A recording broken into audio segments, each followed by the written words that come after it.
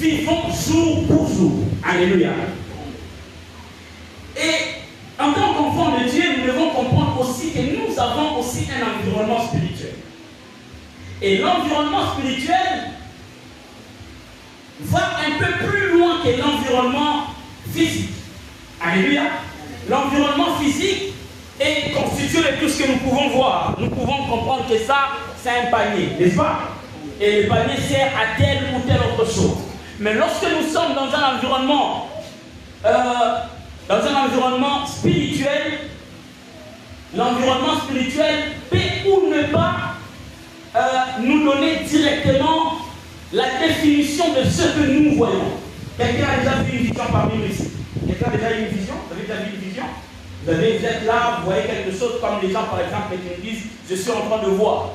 Comme par exemple le prophète, nous pouvons être que nous sommes là, paf, je vois quelque chose, je dis je suis en train de voir. Mais il s'est fait aussi que même ceux qui sont appelés au prophétique ou encore ceux qui sont appelés au ministère de la prophétie ne puissent pas directement comprendre ce qu'ils voient.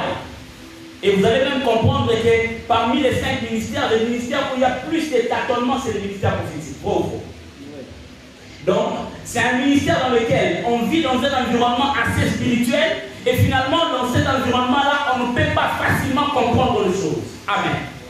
Et ainsi, tu peux comprendre en tant qu'enfant de Dieu que l'environnement spirituel te permet de comprendre quelle est ta vie spirituelle et l'environnement physique te permet de comprendre quelle est ta vie physique. Amen. David, dans le texte que nous venons de lire, la Bible nous parle de David. Je serai en train d'introduire. David, nous connaissons tous que David, c'est celui-là qui a tué Goliath. David a fait tomber Goliath qui venait de Gath et Goliath qui était en train d'insulter l'armée israélite. Il a parlé pendant 40 jours et un jour, quand David est sorti de la forêt, il est venu, il a fait tomber cet homme qu'on appelle Goliath. Et cet homme qui avait crié et qui s'est moqué non seulement du roi, mais de toute l'armée et même aussi du Dieu d'Israël. Toute cette histoire, nous connaissons cela. Mais il s'est fait que c'est David qui a donné la victoire à Israël. David arrive à un certain moment, David est fatigué. David est fatigué et bizarrement, David se retrouve dans un terrain où il est faible. Et David maintenant est en train de vouloir faire preuve de ses faiblesses. C'est comme toi et moi, tel que nous sommes là, nous ne serons toujours pas forts à faire ce que nous faisons chaque jour. Nous n'aurons pas toujours la même force de faire ce que nous devions faire. Et ainsi, tel que nous sommes là, nous devons nous dire en tant qu'enfants de Dieu, je prends une parenthèse, que nous devons travailler pour que le lendemain ne soit pas en train de nous insulter. Car si on est incapable de pouvoir travailler notre aujourd'hui pour notre demain sera en train de nous insulter. Quelqu'un me comprend? Et ainsi, David, il vient, il fait tomber Goliath. Il devient un moment faible. La Bible dit qu'il y a quelqu'un qu'on appelle du nom de qui? S'il y a quelqu'un qui a bien suivi les textes ici, quelqu'un a bien suivi les textes. On l'appelle comment frère Aimé? Comment on l'appelle? Même la personne qui a lu le texte a oublié. Tu peux encore le relire rapidement.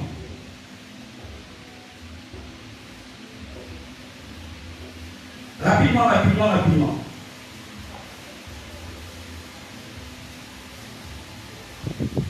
Ici, Benob, un descendant de Rapha, s'est vanta de tuer David. Il se présenta pour tuer David. Il était ceint épée neuve et portait un javelot dont la pointe de bronze pesait plus de 3 km. Je suis dans la version sévère. Plus de 3 km. Mais Abishai, fils de Tserouya dans votre version, vint au secours de David et mit à mort le Philistin. Alors les hommes de David adjurèrent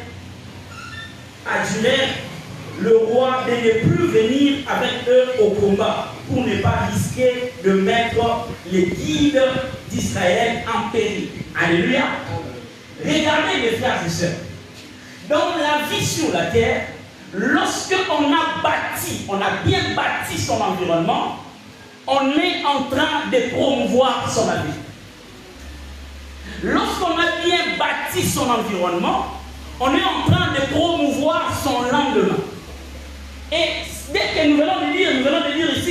l'environnement subjectif et objectif, nous comprenons que l'environnement va dans le sens physique et spirituel, et ainsi c'est lui qui est capable de pouvoir bâtir son environnement, et spirituel et physique, au travers des bonnes choses. Cette personne est en train de promouvoir son lendemain.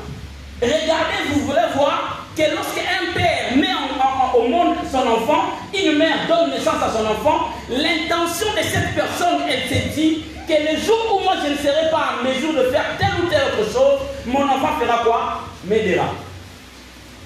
Mon enfant pourra faire pour moi ce que moi je ne peux pas faire. Et ainsi même la Bible a dit qu'il soit maudit le fils qui fait moins que son père. C'est-à-dire que si toi tu es né de quelqu'un et que cette personne-là constitue ton environnement, tu dois comprendre que cette personne t'a servi. Que tu le veuilles ou pas, l'environnement te sert et toi aussi tu es obligé de servir ton environnement. Et le plus important en tant qu'enfant de Dieu, c'est que jour pour jour, tu dois travailler pour que tu aies un bon environnement. Dis avec moi un bon environnement. C'est-à-dire que jour pour jour, tu dois te dire,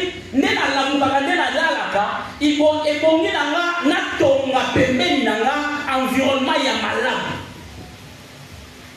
car la personne qui a un bon environnement, dans sa mission de la vie, cette personne a déjà plus ou encore au moins 50% de réussite dans ce qu'il veut faire, parce que cette personne a un bon environnement. Dis avec moi, j'aurai un bon environnement. J'aurai un bon environnement. Et je prie le Seigneur que le Seigneur t'aide à pouvoir comprendre que si tu bâtis ton environnement avec lui, tu ne pourras pas tomber.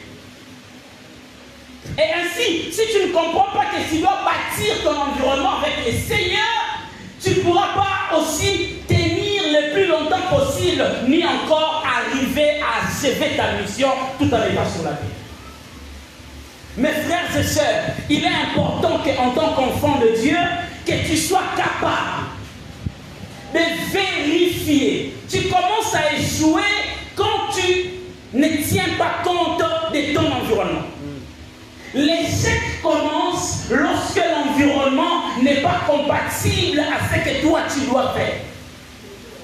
L'échec commence lorsque l'environnement ne connaît pas ce à quoi vous êtes appelé à faire. Vous savez pourquoi il y a des entreprises qui tombent en faillite? Les entreprises tombent en faillite pourquoi? Parce que nous savons tous qu'il peut y avoir des problèmes financiers, il peut y avoir des problèmes avec la justice, il peut y avoir des problèmes avec les impôts, il peut y avoir beaucoup de problèmes. Mais tout ça qui fait partie de l'environnement, ce sont les moyens par lesquels soit une entreprise peut monter, soit une entreprise peut tomber en faillite. Alléluia. L'environnement a plusieurs facettes. Il y a ce qu'on appelle l'environnement familial. L'environnement familial, c'est l'environnement que toi tu n'as pas choisi. C'est l'environnement où toi tu t'es retrouvé. Tu t'es retrouvé là-dedans. Et ainsi, mes frères et sœurs, parmi les moyens par lesquels les combats nous viennent, ou le bonheur nous viennent, la famille est le premier environnement par lequel Dieu passe pour nous permettre de pouvoir soit de monter, soit de descendre. Et la famille, c'est un environnement. Et vous allez comprendre avec moi ici que la célèbre phrase ou le verset qui dit la nature elle-même ne vous enseigne pas. Quand nous allons évoluer, vous allez comprendre, nous allons pouvoir parler de beaucoup de choses autour de ça. La nature ne vous enseigne-t-elle pas? Est-ce que la nature fait partie de notre environnement? Oui, n'est-ce pas? La nature fait partie de notre environnement. Et ainsi, tout en étant sur la terre, nous vivons continuellement avec la nature. D'ailleurs, les organisations internationales se mettent ensemble pour travailler afin que le monde ne puisse pas perdre une grande partie des forêts qui nous restent encore sur le plan mondial. Et il y a eu beaucoup d'organisations internationales. Tout ça, c'est juste pour organiser afin que l'environnement ne puisse pas nous manquer la partie forestière qui nous reste encore dans le monde entier. Et d'ailleurs, notre pays fait partie des pays qui gardent encore la plus grande partie des forêts qui aident à ce que le monde entier puisse en bénéficier. Amen, amen. Et David se retrouve faible. Je me retiens à quelqu'un ce soir. c'est que même dans ton moment, là, les moments où tu es plus fort, les moments où tu es tranquille en train de tout faire comme tu veux, tu dois savoir qu'il arrivera un moment où tu ne pourras plus faire ce que tu es capable de faire. Et l'environnement, c'est les moyens par lesquels nous passons pour continuer, pour faire encore ce que nous étions en train de faire fort aujourd'hui. Demain, nous pouvons mieux le faire. Nous avons aidé un ami aujourd'hui. Et demain, cet ami peut être les moyens par lesquels nous aussi nous pouvons vivre. Nous aussi, nous pouvons encore continuer à être mieux. Voilà pourquoi, en tant qu'enfant de Dieu, tu ne peux pas être cette personne qui, en tenant compte de ton environnement et qui pense que l'environnement ne vient que pour toi. Non. Beaucoup d'enfants de Dieu échouent. Pourquoi? Beaucoup d'enfants de Dieu échouent parce qu'ils pensent que lorsque nous rencontrons des gens, nous rencontrons que des gens qui doivent mettre dans notre panier. Pose-toi la question, qu'est-ce que toi tu fais pour ton environnement? Alléluia. Qu'est-ce que tu fais pour ta famille, par exemple? Qu'est-ce que tu fais pour ton pays? Qu'est-ce que tu fais pour ton église? Qu'est-ce que tu fais pour ton quartier?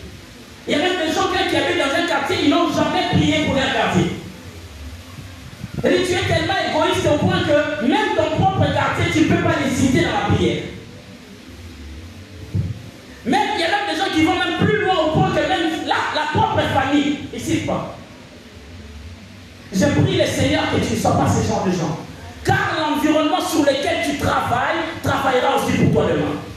Et je prie le Seigneur, de partout où toi tu as déjà placé quelque chose, que les dieux de la Bible fassent que ces lieux-là aussi placent quelque chose dans ta vie. Amen. Je pensais que je parlais à quelqu'un. J'étais en train de dire, là où toi tu as placé ton intelligence, là où tu as aidé, là où tu as fait quelque chose, ça ne signifie pas que c'est seulement cet endroit-là qui doit revenir sur toi, non. Ça ne signifie pas que c'est seulement cette personne qui doit aussi te retourner, non. Ça peut aussi être les gens qui sont dans l'environnement de cette personne. N'avez-vous jamais appris que quelqu'un a rencontré une personne sur la rue et il dit, ton père m'a fait du bien? Avez-vous jamais entendu ça? Quelqu'un a rencontré quelqu'un sur la rue et lui dit, Alain, ton pasteur m'a fait ceci. Mon frère, je me rappelle, ta grande soeur, ton grand frère m'a aidé dans telle ou telle autre chose. Alléluia. Et de cette manière, on commence à faire du bien à quelqu'un qui ne connaissait même pas le moment où l'autre a agi bien vis-à-vis de son environnement.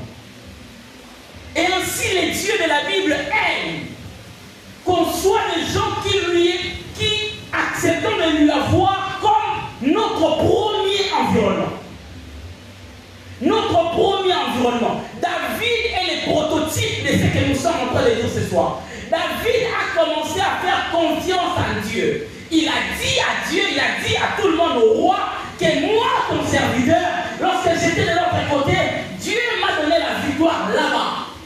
Et ici aussi, Dieu me donnera la victoire. Pourquoi? Parce que j'ai lui comme mon premier environnement. Je voudrais te dire quelque chose. C'est vrai que les matériels, les histoires, tout ce que nous pouvons voir autour de nous constitue l'environnement pour nous. Mais l'environnement le plus meilleur, c'est l'environnement le plus élevé, c'est Jésus. Lorsque tu as Jésus comme ton premier environnement, tu ne vas pas chercher les solutions ailleurs.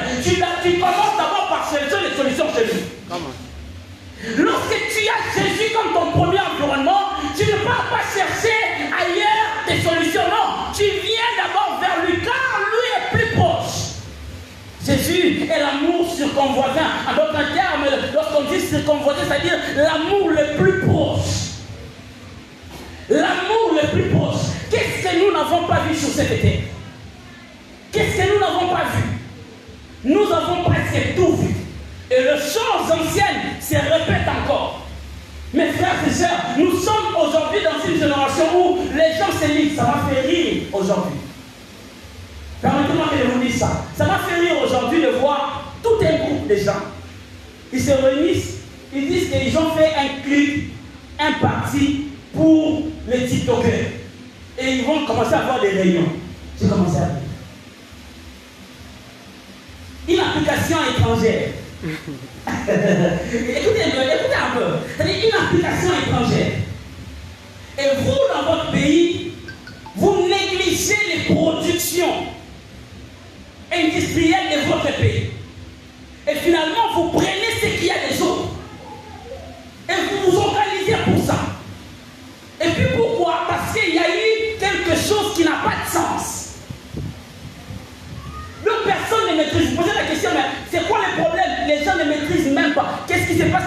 précise. Les gens n'ont pas de précision.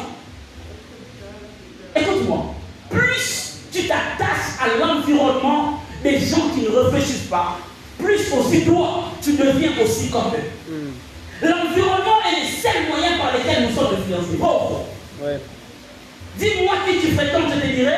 Qui tu es? Comment ça se passe, mes frères et sœurs? Nous sommes dans une génération où, à cause de n'importe quoi, les gens peuvent insulter. Aujourd'hui, les divorces, c'est partout. Les paix des gens qu'on connaissait, les paix des gens qui avaient autour de nous, chacun de nous ici dans cet auditoire, si on lui pose la question, il connaît au moins un de ses amis, ou un de ses frères, ou une de ses sœurs, qui a au moins divorcé.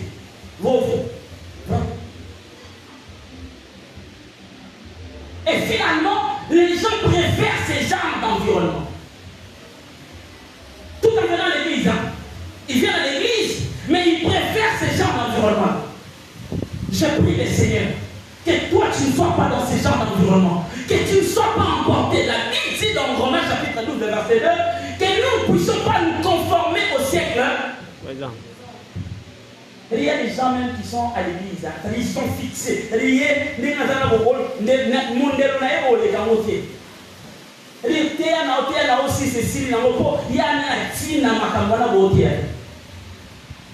et c'est l'environnement dans lequel nous sommes aujourd'hui. Je me redis à quelqu'un, frères et sœurs, c'est-à-dire aujourd'hui, nous avons même compris qu'il y a des gens à l'église, mais incapables de pardonner. Nous avons compris qu'il y a même des gens à l'église, c'est-à-dire l'échec de la vie commence lorsque tu es dans un bon environnement et que tu ne sais pas te conformer. Et même en termes d'onction, en termes de puissance, en termes de manteau, on ne peut pas accepter d'être sous une onction qu'on ne sait pas honorer. C'est-à-dire, on accepte de s'attirer de la malédiction. Quand tu es dans un travail et que tu sens que ce travail-là ne te bénit pas, tu sens que ce travail-là, tu ne sais plus porter à cœur ce travail-là, la meilleure des choses à faire, demande à Dieu, Dieu, donne-moi un travail. Voyez-vous? Ce n'est pas seulement parce que tu as besoin de notre travail, mais c'est parce que tu ne veux pas récolter les ramassis spirituels des lieux où tu te retrouves. Est-ce que vous savez qu'il y a aussi les ramassis spirituels? Les ramassis qui ont fait des problèmes aux enfants d'Israël lorsqu'ils sont sortis d'Égypte. Il y en a aussi sur le plan spirituel. Quand on quitte un lieu, on quitte. Comment on quitte? Comment on y va? Et ce soir, je me redis à quelqu'un, David était fort. David était puissant. David, c'est l'homme qui a tué 10 000, pendant que Saoul a tué combien? 1000. C'est l'homme pour lequel les femmes ont commencé à chanter. Mais cet homme s'est retrouvé dans un moment où il était faible. Je me redis à quelqu'un, tu ne seras toujours pas fort. Tu ne seras toujours pas ce que tu as toujours été. Écoute, tu ne seras pas toujours ministre. Tu n'auras pas toujours ce que tu as toujours eu. Il y aura un moment où tu auras besoin que quelqu'un d'autre, prenne ta part. Écoute-moi, tu ne peux pas être à l'église et penser que tu as seulement besoin de tes propres prières à toi. Il y a des gens même à l'église, même quand ils viennent, ils ont tendance à montrer aux autres que les autres n'ont rien à donner. Voyez-vous? C'est-à-dire ton échec commence lorsque tu penses que c'est seulement ta grâce qui compte. C'est seulement ton onction qui compte. Non. Même si c'est toi le père de la maison, Dieu est capable de susciter quelqu'un. D'ailleurs, un bon père, c'est celui qui engendre des fils qui sont capables de faire plus que lui. Et tu ne peux pas être là et tu es tranquille de voir que tous les gens qui sont avec toi sont moins que toi. Non. Tu ne peux pas être à l'aise et que tu sois un homme d'onction et tu vois que tu as comme l'impression que personne autour de toi ne reçoit ce que toi tu as. C'est-à-dire que les jours où toi tu iras, toi tu ne seras plus là, personne ne pourra libérer l'onction dans le lieu où vous êtes.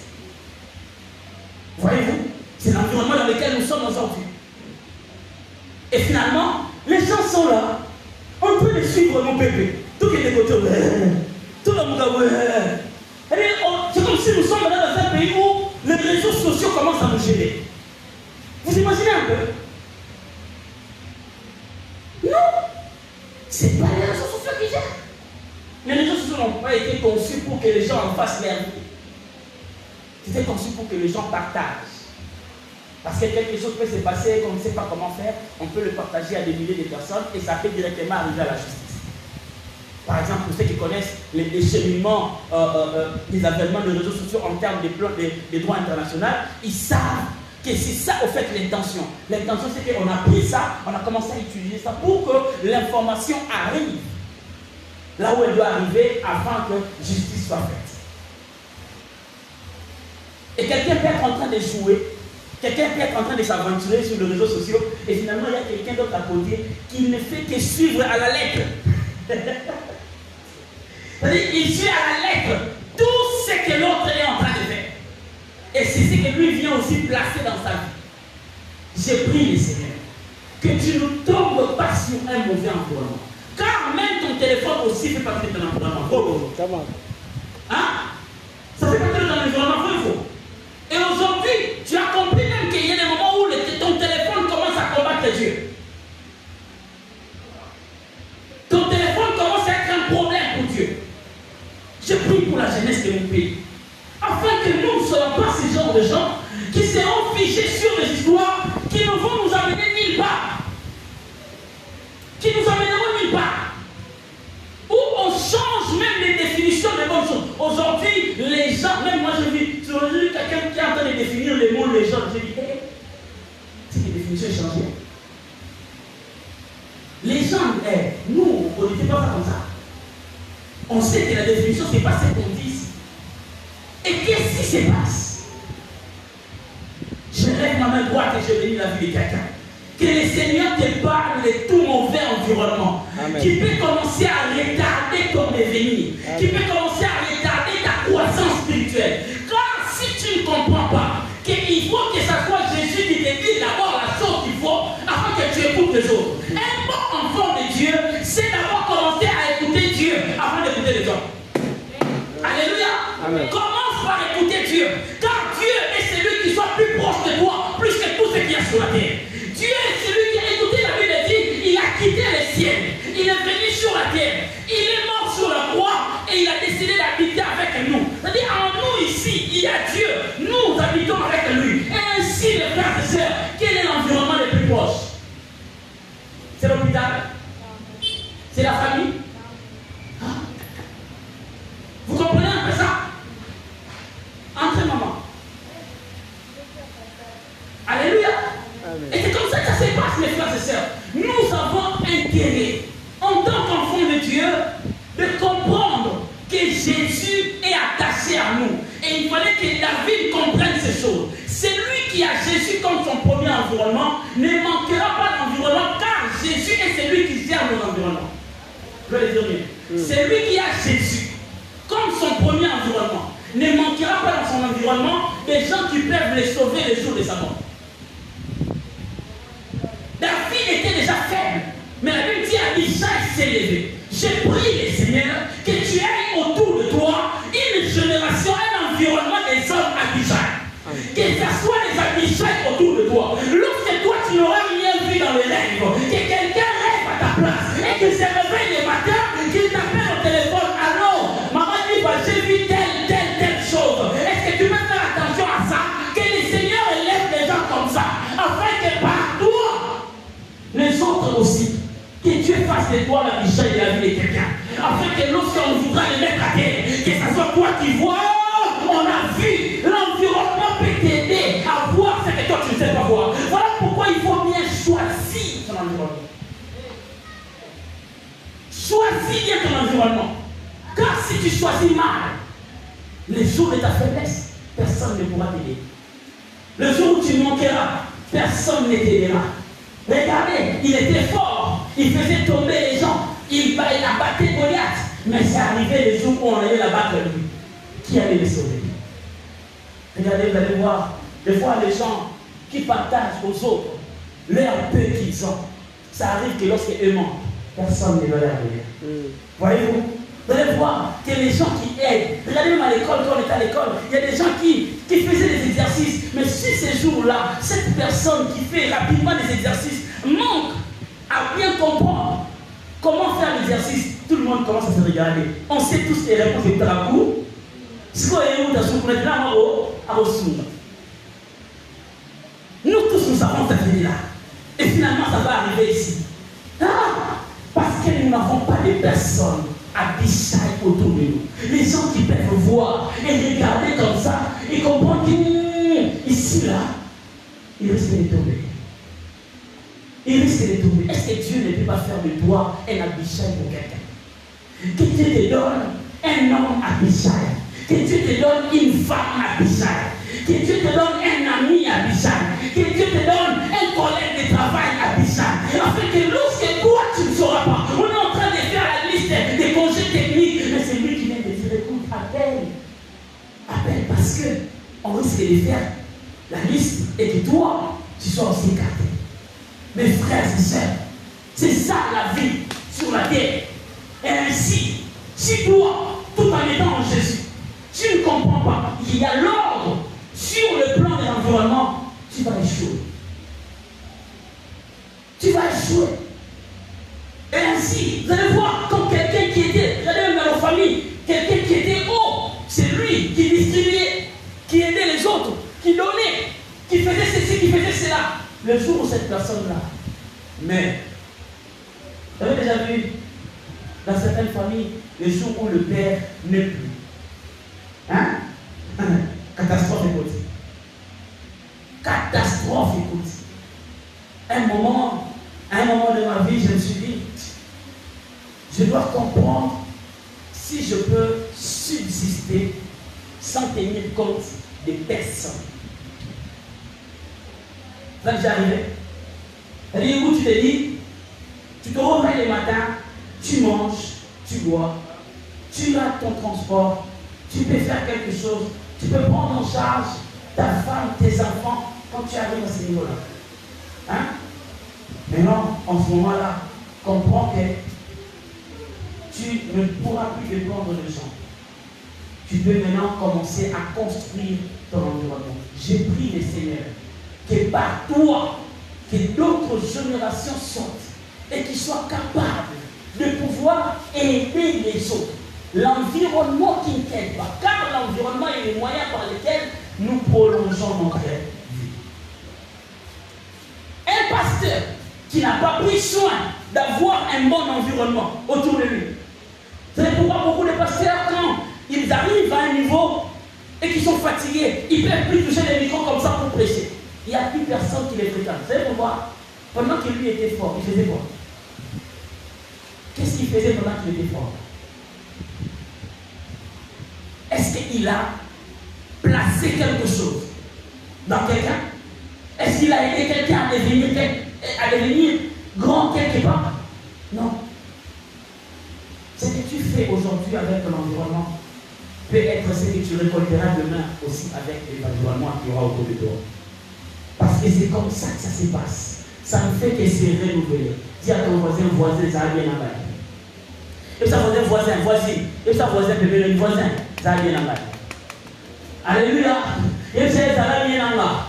Au lieu de quoi nous avons passé et nous avons bébé de nous. Alléluia. Tu ne connais pas pourquoi Dieu a fait en sorte que tu sois là ce soir. Peut-être cette prédication est un moyen pour toi d'avoir un environnement meilleur. Amen. Tu ne connais pas. Et je prie le Seigneur.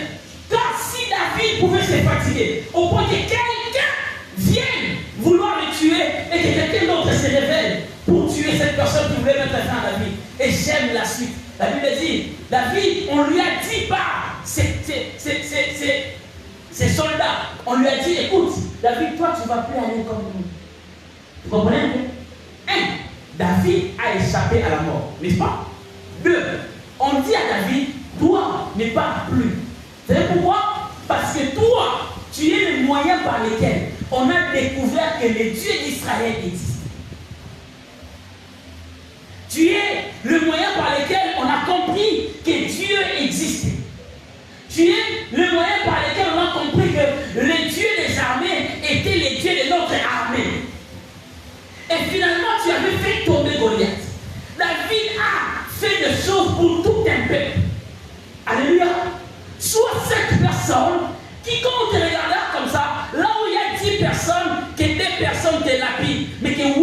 personne ne te lapide pas. Amen. Alléluia. Tu es là, on place 10 personnes. S'il y a des personnes qui vont te lapider, imagine-toi des personnes peuvent combattre contre 8 personnes. Est-ce que 8 personnes vont accepter qu'on te tue? 8 personnes vont accepter qu'on te mette à terre? Pourquoi? Parce que toi, tu as fait du bien à 8 personnes. Je vais vous donner un conseil. Je vais vous donner un conseil avant de finir. Mes frères et sœurs, dans votre vie, faites de tout votre vie. S'il y a des gens qui veulent quitter votre environnement, qui ne quittent pas parce que vous voulez leur faire du mal. Quelqu'un m'entend? Tu m'entends là? C'est-à-dire, s'il y a quelqu'un qui veut quitter ton environnement, un ami, une amie, un collègue, un collaborateur, il veut quitter ton environnement, que ce ne soit pas parce que toi, tu lui as causé du tort. Tu vois? Si ça arrive, que toi tu lui causes du tort, va demander pardon. Va lui dire, écoute mon frère, écoute ma soeur, j'ai commis une erreur, je suis humain, demande pardon. Écoute maman, ça va, je suis venu te voir, je demande pardon parce que l'autre fois, je m'étais mal comporté. Alléluia. Écoutez mes frères et sœurs, ne soyez pas les moyens par lesquels les gens sortent de votre environnement sans que vous ayez en vous-même la paix vis-à-vis de ces gens. Alléluia. Sans que vous ayez vous-même la paix vis-à-vis de toutes ces personnes, vis-à-vis de vous-même. Vis-à-vis de vous-même. Et ainsi, mes frères et sœurs, il est important que vous compreniez que l'environnement dans lequel Dieu vous place a 2 choses à vous apporter. Et c'est par là que je vais chuter. Alléluia. C'est par là que je vais chuter ce soir. L'environnement a 2 choses à vous apporter. L'environnement ne pourra pas vous apporter les débuts de votre devenir. Mais l'environnement est capable de vous apporter la stabilité de ce que vous êtes. Dans la plupart des cas, il faudrait que tu sois capable de commencer quelque chose tout en étant seul. Alléluia. Et ainsi, vous allez comprendre que les gens qui vont plus loin sont des gens qui sont capables de ne pas attendre que ce soit quelqu'un d'autre qui leur fait faire le premier pas. C'est-à-dire que tu ne sois pas cette personne qui attend que quelqu'un d'autre vienne t'aider pour faire les premiers pas. Non. Les principes de l'environnement ne veulent pas que si tu veux aller loin, que tu attends que quelqu'un d'autre vienne t'aider à faire le premier pas. Non. Toi, sois capable. Décide-toi. Et même lorsque nous parlons de la discrétion, nous parlons de la discrétion parce que l'ennemi est toujours combattu par les mauvais environnements. Quand tu as un bon environnement, tu mettras le premier pas et l'environnement viendra t'aider à faire quoi? À mettre les deuxièmes pas. Et même dans le domaine des affaires, on ne donne pas un financement sans qu'on ait compris exactement ce que vous allez faire avec ces financements. Vous avez déjà été dans les organisations, vous allez vous présenter votre projet. Moi, par exemple, il y a des amis qui sont venus me voir, ils m'ont dit, écoute, nous avons notre projet, nous voulons aller présenter à une organisation, mais nous ne savons pas comment nous pouvons présenter ces projets. Alors nous voulons que toi, tu étudies ces projets, que tu aies le temps d'étudier les projets et que le jour de l'exposition, que ce soit toi qui présentes le projet vis-à-vis de ces gens qui doivent nous financer. Et ils m'ont payé. J'ai compris qu'ils avaient déjà mis un premier pas. Ils ont commencé à faire des choses. Même dans le terrain politique, vous allez voir, pour qu'on vous donne du crédit, pour qu'on dise que vous avez un poids politique, il faudrait que vous ayez mené des actions. Vous avez fait des choses. Et ainsi, quand on regarde ce que vous avez fait, on dit, ok, d'accord, on peut faire quoi? Vous donnez de la place, vous équipez pour que vous puissiez aller. L'environnement que nous pouvons avoir en dehors de Jésus peut nous permettre de stabiliser. Et seul Jésus est l'environnement avec lequel nous devons commencer. Dis avec moi, Yeshua Zama. Et dans la base, Yeshua l'environnement. C'est-à-dire quand Jésus est la base de ton environnement, en d'autres termes, c'est Jésus qui fait avec toi les premiers pas. Alléluia. Mais maintenant, Jésus place autour de toi des gens qui vont aussi t'aider. Les gens qui seront autour de toi qui vont t'aider. J'ai pris les seigneurs. Ça fait vrai que lorsqu'on a des gens autour de nous, qu'on attend que ces gens-là nous aident, nous tiennent la main, qui nous aident à aller de l'avant et tout. Mais ça ça fait des fois que nous sommes déçus, n'est-ce pas? Au moins, vraiment, c'est non, mais moi, vraiment, ça vient à ça vous est déjà arrivé?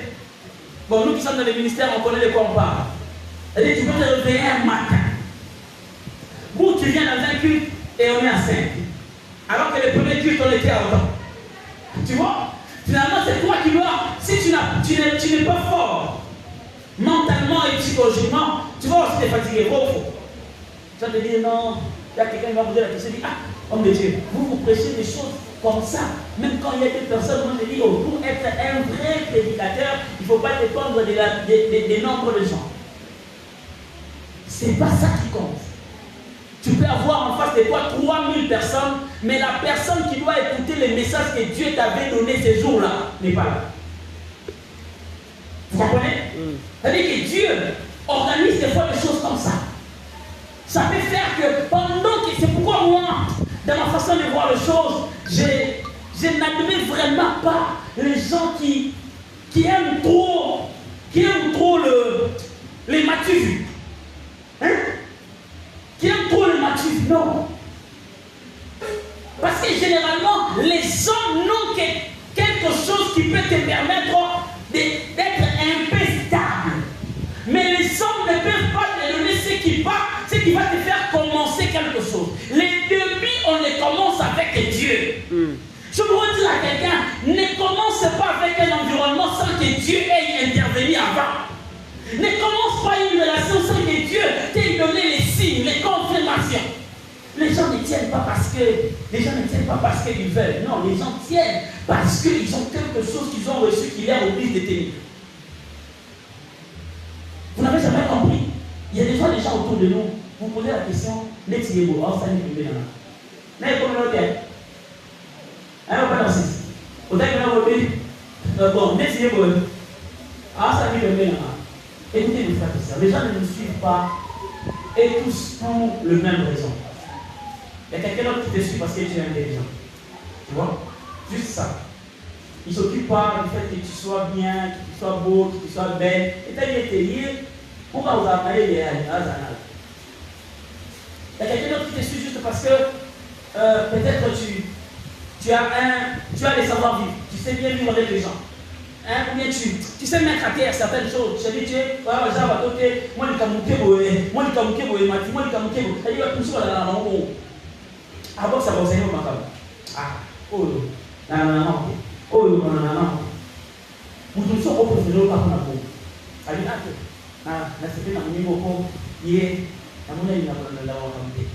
Surtout généralement les gens qui sont dans ça, ils aiment ce genre de gens-là. Hein, parce que nous avons un problème dans nous.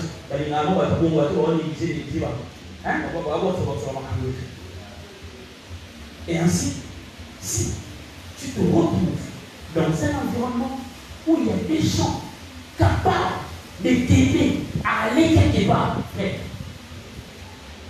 ne va pas sans que Dieu t'ait confirmé, sans que Dieu t'ait dit, va. Ne commence pas un projet, même si tu as de l'argent en main, parce que je parle à quelqu'un ici. C'est-à-dire, vous savez, des fois, lorsqu'on veut faire un projet, on pense que le fait d'avoir l'argent, c'est ça, hein? Les moyens par lesquels on va réussir le projet. J'ai vu des gens avoir de l'argent, mais échouer dans le projet. Pourquoi? Parce qu'ils n'ont pas réglé leur environnement spirituel. Ils n'ont pas voulu comprendre leur environnement spirituel. Et lorsque dans ton environnement spirituel, tu as des problèmes, c'est fort que quelle que soit la hauteur que tu as avec l'environnement physique, que tu descends plus bas. Je vous donne un exemple. Quelqu'un qui n'a pas Jésus, mais qui est riche. Voyez-vous? Vous avez déjà vu, il y a quelqu'un qu'on m'a présenté avant parce qu'il a été, il voit 4 ou 5 fois bourgmestre. Mais il n'a même pas une voiture. Vous voyez la voiture qui coûte $5 000 ici. Lui n'en a pas. Mais il est là, les gens lui disent, comme dans